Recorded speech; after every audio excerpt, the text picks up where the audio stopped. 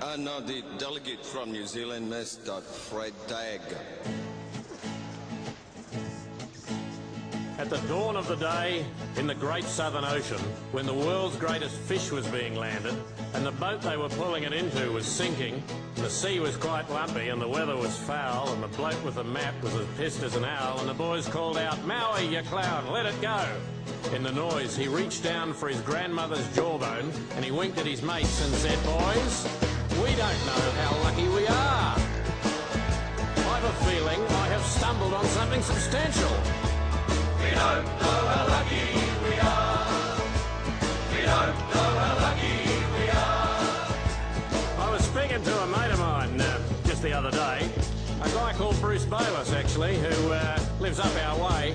He's been away on a round-the-world 8th Army do for a year, more or less. I said, "Describe the global position, Bruce." He said, "Fred, it's a mess. We don't know how lucky we are in this country. We don't know how lucky we are.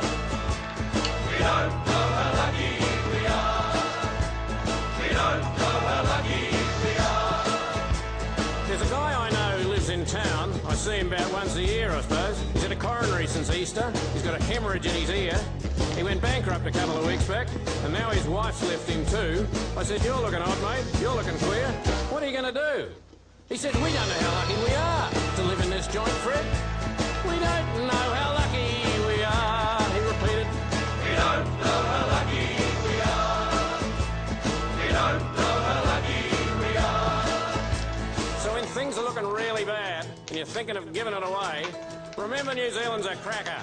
And I reckon come what may, if things get appallingly bad and we're all under constant attack, remember we want to see good clean ball, and for God's sake, feed your bats. We don't know how fortunate we are to have that place. We don't know how propitious are the circumstances, Frederick. We don't know how lucky we are, mate. We don't know how lucky we are.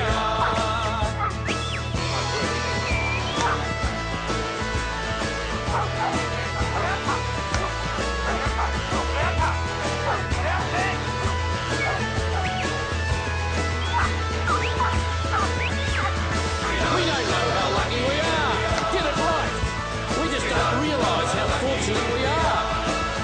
We have no idea of the luck we possess. Collectively, we just don't know how lucky we all are. Full stop.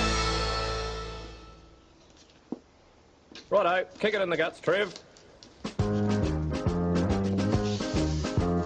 Gumboots, they are wonderful, gumboots, they are swell, 'cause they keep out the water and they keep in the smell. And when you're sitting round at home, you can always tell when one of the Trevs has taken off his gumboots. If it weren't for your gumboots, where would you be?